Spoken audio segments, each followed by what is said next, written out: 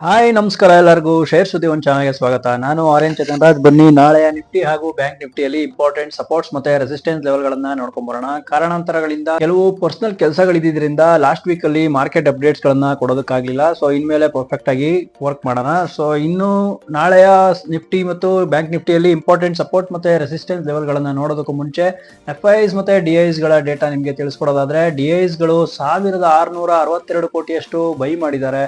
FIs ಗಳು 2894 ಕೋಟಿಯಷ್ಟು cell ಮಾಡಿದ್ದಾರೆ.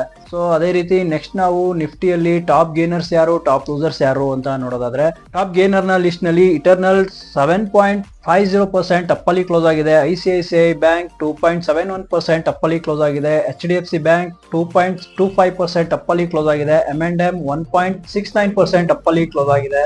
HDFC life 1.68% ಅಪ್ಪಲ್ಲಿ close ಆಗಿದೆ. ಅದೇ ರೀತಿ ಇವತ್ತಿನ ನಿಫ್ಟಿಯಲ್ಲಿ ಟಾಪ್ ಲೂಸರ್ಸ್ ಯಾರು ಅಂತ ನೋಡೋದಾದ್ರೆ, ಟಾಪ್ ಲೂಸರ್ಸ್ ನ ಲಿಸ್ಟ್ ನಲ್ಲಿ ರಿಲಯನ್ಸ್ 3.24% ಡೌನ್ ಅಲ್ಲಿ ಕ್ಲೋಸ್ ಆಗಿದೆ. ವಿಪ್ರೋ 2.27% ಡೌನ್ ಅಲ್ಲಿ ಕ್ಲೋಸ್ ಆಗಿದೆ. ಇಂಡಸ್ಇಂಡ್ ಬ್ಯಾಂಕ್ 2.19% ಡೌನ್ ಅಲ್ಲಿ ಕ್ಲೋಸ್ ಆಗಿದೆ. ಈಶಾರ್ ಮೋಟಾರ್ 1.17% ಡೌನ್ ಅಲ್ಲಿ ಕ್ಲೋಸ್ ಆಗಿದೆ. HCL ಟೆಕ್ 1.16% ಡೌನ್ ಅಲ್ಲಿ ಕ್ಲೋಸ್ ಆಗಿದೆ. ಸೊ ನೆಕ್ಸ್ಟ್ ಬನ್ನಿ ನಾಳೆಯ ನಿಫ್ಟಿ ಹಾಗೂ ಬ್ಯಾಂಕ್ ನಿಫ್ಟಿಯಲ್ಲಿ ಇಂಪಾರ್ಟೆಂಟ್ ಸಪೋರ್ಟ್ಸ್ ಮತ್ತೆ ರೆಸಿಸ್ಟೆನ್ಸ್ ಲೆವೆಲ್ ಗಳು ಯಾವ್ಯಾವುದು ಅಂತ ನೋಡೋದಾದ್ರೆ, 15 ಮಿನಿಟ್ಸ್ ನ ಟೈಮ್ ಫ್ರೇಮ್ ನಲ್ಲಿ ನಮ್ಗೆ ಇವತ್ತು ಕ್ಲೋಸಿಂಗ್ ಕೊಟ್ಟಿರುವಂತ ಜಾಗ ಯಾವುದು, ಇದು ಯಾವುದು 25,930 ಈ ರೇಂಜ್ ನಲ್ಲಿ ಕ್ಲೋಸಿಂಗ್ ಕೊಟ್ಟಿದೆ.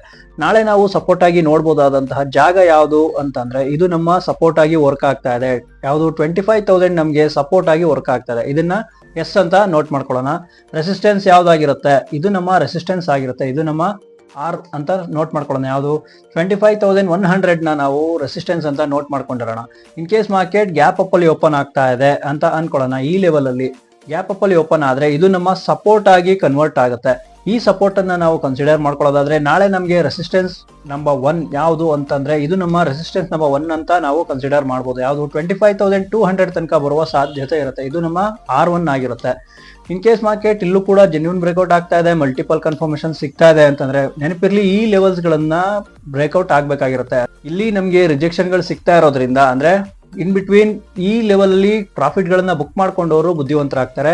ಇನ್ನು ಮಾರ್ಕೆಟ್ ಮೇಲೆ ಹೋಗ್ತಾ ಇದೆಪ್ಪ ಅಂತಂದ್ರೆ ಈ ರಿಜೆಕ್ಷನ್ ಪಾಯಿಂಟ್ ಗಳನ್ನ ದಾಟಬೇಕಾಗಿರುತ್ತೆ. ರಿಜೆಕ್ಷನ್ ಪಾಯಿಂಟ್ ಗಳನ್ನ ದಾಟಿದ ನಂತರ ನೆಕ್ಸ್ಟ್ ರಿಜೆಕ್ಷನ್ ನೋಡೋದಕ್ಕೆ ಸಿಗ್ತಾ ಇರೋದು ನಮಗೆ ಈ ಲೆವೆಲ್ ನಲ್ಲಿ, ಯಾವುದು 25,300 ರೇಂಜ್ ನಲ್ಲಿ ನಮಗೆ ರೆಸಿಸ್ಟೆನ್ಸ್ ನಂಬರ್ 2 ಕಾಣಿಸ್ತಾ ಇದೆ. ಇದನ್ನ ನಾವು R2 ಅಂತ ನೋಟ್ ಮಾಡ್ಕೊಳ್ಳೋಣ. ಇನ್ ಕೇಸ್ ಮಾರ್ಕೆಟ್ ಇಲ್ಲಿ ಕ್ರಾಸ್ ಮಾಡ್ತಾ ಇದೆ ಅಂತಂದ್ರೆ ನೋಡಿ, ಈ ಗ್ಯಾಪ್ ಅನ್ನ ಫಿಲ್ ಮಾಡುವ ಸಾಧ್ಯತೆ ಇರುತ್ತೆ. ಯಾವ್ದು ಗ್ಯಾಪ್ 25,350 ರೇಂಜ್ ನ ಫಿಲ್ ಮಾಡುವ ಸಾಧ್ಯತೆ ಇರುತ್ತೆ. ಇಲ್ಲಿವರೆಗೂ ಟೆನಿಗಾಸ್ಟ್ ಬರುವ ಸಾಧ್ಯತೆ ಇರುತ್ತೆ. ಗ್ಯಾಪ್ ಅಪ್ ಅಲ್ಲಿ ಓಪನ್ ಆದ್ರೆ ಈ ಕಂಡೀಷನ್ಸ್ ನೆಲ್ಲ ಓಕೆ ಕೊಟ್ರೆ ಮಾತ್ರ. ಸೊ ಗ್ಯಾಪ್ ಅಪ್ ಅಲ್ಲಿ ಓಪನ್ ಆದ್ರೆ ಏನ್ ಮಾಡಬಹುದು ಅಂತ ನೋಡಿದ್ವಿ. ಅದೇ ರೀತಿ ಗ್ಯಾಪ್ ಡೌನ್ ಅಲ್ಲಿ ಓಪನ್ ಆಗ್ತಾ ಇದೆ ಮಾರ್ಕೆಟ್ ಅಂತಂದ್ರೆ ಈ ಸಪೋರ್ಟ್ ಲೆವೆಲ್ ನ ಕ್ರಾಸ್ ಮಾಡ್ಬೇಕಾಗಿರುತ್ತೆ. ಎಸ್ ಅಂತ ಲೆವೆಲ್ ಏನಿದೆಯಲ್ಲ, ಈ ಲೆವೆಲ್ ನ ಕ್ರಾಸ್ ಮಾಡಿದ್ರೆ ಮಲ್ಟಿಪಲ್ ಕನ್ಫರ್ಮೇಶನ್ ಸಿಗ್ತಾ ಇದೆ, ಜೆನ್ಯೂನ್ ಬ್ರೇಕ್ಔಟ್ ಕೊಡ್ತಾ ಇದೆ ಅಂತಂದ್ರೆ ನೆಕ್ಸ್ಟ್ ಲೆವೆಲ್ ನ ಸಪೋರ್ಟ್ ನಮಗೆ ನೋಡೋದಕ್ಕೆ ಸಿಗ್ತಾ ಇರೋದು ಈ ಲೆವೆಲ್, ಯಾವುದು 24,900 ನಮಗೆ ಸ್ಟ್ರಾಂಗ್ ಸಪೋರ್ಟ್ ಆಗಿ ಕಾಣಿಸ್ತಾ ಇದೆ. ಇದು ನಮ್ಮ S1 ಅಂತ ನೋಟ್ ಮಾಡ್ಕೊಳ್ಳೋಣ.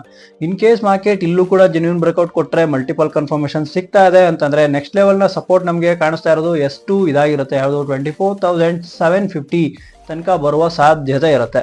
ಈ ಲೆವೆಲ್ ನ ಟಚ್ ಮಾಡುವ ಸಾಧ್ಯತೆ ಇರುತ್ತೆ. ಸೊ ಗ್ಯಾಪ್ ಡೌನ್ ಅಲ್ಲಿ ಓಪನ್ ಆದ್ರೆ ಏನ್ ಮಾಡಬಹುದು ಅಂತಾನು ನೋಡಿದ್ವಿ. ಇನ್ ಕೇಸ್ ಮಾರ್ಕೆಟ್ ಸಪೋರ್ಟ್ ನು ಕ್ರಾಸ್ ಮಾಡಲಿಲ್ಲ, ರೆಸಿಸ್ಟೆನ್ಸ್ ನು ಕ್ರಾಸ್ ಮಾಡಲಿಲ್ಲ ಅಂತಂದ್ರೆ ಇಲ್ಲಿ ಟೈಮ್ ಪಾಸ್ ಮಾಡುವ ಸಾಧ್ಯತೆ ಇರುತ್ತೆ. ಟೈಮ್ ಪಾಸ್ ಲೆವೆಲ್ ಅಲ್ಲಿ ಬೈಯಿಂಗ್ ಆಪರ್ಚುನಿಟೀಸ್ ನ ಹುಡ್ಕಲ್ಲ, ಸ್ಟ್ರಾಂಗಲ್ ಮತ್ತೆ ಸ್ಟಾಡಲ್ ಗಳನ್ನ ಮಾಡ್ಕೊಂಡ್ರೆ ಇಲ್ಲಿ ಪ್ರಾಫಿಟ್ ಮಾಡುವ ಸಾಧ್ಯತೆ ಬಹಳನೇ ಹೆಚ್ಚಿರುತ್ತೆ. ಸೊ ಇಷ್ಟೊತ್ತು ನಾವು ನಿಫ್ಟಿಯಲ್ಲಿ ಸಪೋರ್ಟ್ ಮತ್ತೆ ರೆಸಿಸ್ಟೆನ್ಸ್ ಲೆವೆಲ್ ಗಳನ್ನ ನೋಡಿದ್ವಿ. ಸೊ ಅದೇ ರೀತಿ ಬ್ಯಾಂಕ್ ನಿಫ್ಟಿಯಲ್ಲಿ ಸಪೋರ್ಟ್ ಮತ್ತೆ ರೆಸಿಸ್ಟೆನ್ಸ್ ಲೆವೆಲ್ ಗಳನ್ನ ನೋಡ್ಕೊಂಡ್ ಬರೋಣ. ನೆಕ್ಸ್ಟ್ ನಾವು ಬ್ಯಾಂಕ್ ನಿಫ್ಟಿಯಲ್ಲಿ ಸಪೋರ್ಟ್ ಮತ್ತೆ ರೆಸಿಸ್ಟೆನ್ಸ್ ಲೆವೆಲ್ ಗಳನ್ನ ನೋಡೋದಾದ್ರೆ, ನಮಗೆ ಕ್ಲೋಸಿಂಗ್ ಕೊಟ್ಟಿರುವಂತ ಜಾಗ ಯಾವುದು, ಇದು ಯಾವುದು 56,916 ರೇಂಜ್ ನಲ್ಲಿ ಕ್ಲೋಸಿಂಗ್ ಕೊಟ್ಟಿದೆ. ನಾಳೆ ನಾವು ಸಪೋರ್ಟ್ ಆಗಿ ನೋಡಬಹುದಾದಂತಹ ಜಾಗ ಇದಾಗಿರುತ್ತೆ. ಇದನ್ನ ಎಸ್ ಅಂತ ನೋಟ್ ಮಾಡ್ಕೊಳ್ಳೋಣ. 56,800 ನಮಗೆ ಸಪೋರ್ಟ್ ಆಗಿ ವರ್ಕ್ ಆಗ್ತಾ ಇದೆ. ನೆಕ್ಸ್ಟ್ ನಾವು ರೆಸಿಸ್ಟೆನ್ಸ್ ಯಾವ್ದನ್ನ ನೋಡಬಹುದು ಅಂತಂದ್ರೆ 57,000 ನಮಗೆ ರೆಸಿಸ್ಟೆನ್ಸ್ ಆಗಿ ವರ್ಕ್ ಆಗ್ತಾ ಇದೆ. ಇದನ್ನ ಆರ್ ಅಂತ ನೋಟ್ ಮಾಡ್ಕೊಳ್ಳೋಣ.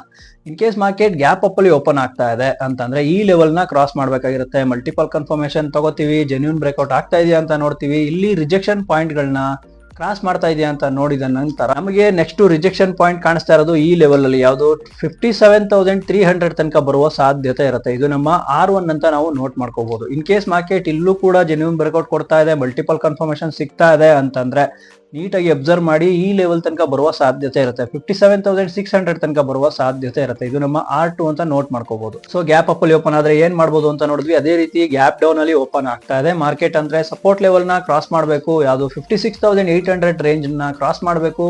ಈ ರೇಂಜ್ ಅಲ್ಲಿ ಜೆನ್ಯೂನ್ ಬ್ರೇಕ್ಔಟ್ ಕೊಡಬೇಕು. ಮಲ್ಟಿಪಲ್ ಕನ್ಫರ್ಮೇಶನ್ ಸಿಕ್ಕ ನಂತರ ನೆಕ್ಸ್ಟ್ ಲೆವೆಲ್ ನ ಸಪೋರ್ಟ್ ನಮಗೆ ನೋಡೋದಕ್ಕೆ ಸಿಗ್ತಾ ಇರೋದು ಇದು ಯಾವುದು 56,600 ತನಕ ಬರುವ ಸಾಧ್ಯತೆ ಇರುತ್ತೆ. ಇದು ನಮ್ಮ S1 ಅಂತ ನಾವು ಕನ್ಸಿಡರ್ ಮಾಡ್ಕೋಬಹುದು.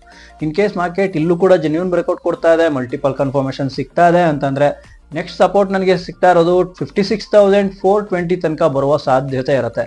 ಸೊ ಇಲ್ಲೂ ಕೂಡ ಮತ್ತೆ ನಮಗೆ ಜೆನ್ಯೂನ್ ಬ್ರೇಕ್ಔಟ್ ಕೊಟ್ರೆ ಇಲ್ಲಿ ನಮಗೆ ಸ್ಟ್ರಾಂಗ್ ಸಪೋರ್ಟ್ ಸಿಗ್ತಾ ಇರೋದು ಈ ರೇಂಜ್ ನಲ್ಲಿ ಯಾವುದು 56,200 ತನಕ ಬರುವ ಸಾಧ್ಯತೆ ಇರುತ್ತೆ. ಈ ಲೆವೆಲ್ ನ ಟಚ್ ಮಾಡುವ ಸಾಧ್ಯತೆ ಇರುತ್ತೆ. ಇಲ್ಲಿ ಈ ಕಂಡೀಷನ್ಸ್ ನೆಲ್ಲ ಓಕೆ ಕೊಟ್ರೆ ಮಾತ್ರ. ಇನ್ ಕೇಸ್ ಮಾರ್ಕೆಟ್ ಸಪೋರ್ಟ್ ನು ಕ್ರಾಸ್ ಮಾಡಲಿಲ್ಲ, ರೆಸಿಸ್ಟೆನ್ಸ್ ನು ಕ್ರಾಸ್ ಮಾಡಲಿಲ್ಲ ಅಂತಂದ್ರೆ ಮಾರ್ಕೆಟ್ ಟೈಮ್ ಪಾಸ್ ಲೆವೆಲ್ ಅಲ್ಲಿ ಇರುತ್ತೆ. ಟೈಮ್ ಪಾಸ್ ಲೆವೆಲ್ ಅಲ್ಲಿ ಬೈಯಿಂಗ್ ಅಪರ್ಚುನಿಟೀಸ್ ನ ಹುಡ್ಕೋದಕ್ಕೆ ಹೋಗಲ್ಲ ನಾವು. ಸೊ ಟೈಮ್ ಪಾಸ್ ಲೆವೆಲ್ ಅಲ್ಲಿ ಬೈಯಿಂಗ್ ಅಪರ್ಚುನಿಟೀಸ್ ನ ಅವಾಯ್ಡ್ ಮಾಡ್ತೀವಿ. ಸ್ಟ್ರಾಂಗಲ್ ಮತ್ತೆ ಸ್ಟ್ರಾಡಲ್ ಗಳನ್ನ ಮಾಡ್ಕೊಂಡ್ರೆ, ಇಲ್ಲಿ ಹೆಡ್ಜ್ ಮಾಡ್ಕೊಂಡ್ರೆ ಇಲ್ಲಿ ಹಣ ಆಗುವ ಸಾಧ್ಯತೆ ಬಹಳನೇ ಇರುತ್ತೆ. ಸೊ ನೋಡಿದ್ರಲ್ಲ ವೀಕ್ಷಕರೇ, ಈ ಆಪ್ಷನ್ ಟ್ರೇಡರ್ಸ್ ಯಾರು ಇರ್ತೀರಾ, ಈ ಸಪೋರ್ಟ್ ಮತ್ತೆ ರೆಸಿಸ್ಟೆನ್ಸ್ ಲೆವೆಲ್ ಗಳನ್ನ ನೋಡ್ಕೊಂಡು ಹುಷಾರಾಗಿ ಟ್ರೇಡ್ ಮಾಡಿ. ಸ್ಟಾಪ್ ಲಾಸ್ ಅನ್ನೋ ಕಾನ್ಸೆಪ್ಟ್ ನ ಮರಿಬೇಡಿ. ಈ ವಿಡಿಯೋ ನಿಮಗೆ ಯೂಸ್ಫುಲ್ ಅಂತ ಅನ್ಸಿದ್ರೆ ಯೂಸ್ಫುಲ್ ಅಂತ ಕಮೆಂಟ್ ಮಾಡಿ, ಲೈಕ್ ಮಾಡೋದನ್ನ ಮರಿಬೇಡಿ. ಇದೇ ರೀತಿಯ ಯೂಸ್ಫುಲ್ ವಿಡಿಯೋದೊಂದಿಗೆ ನಿಮ್ಮನ್ನ ಮತ್ತೆ ಕಾಣ್ತೀನಿ. ಮತ್ತೆ ಸಿಗೋಣ. ನಮಸ್ಕಾರ.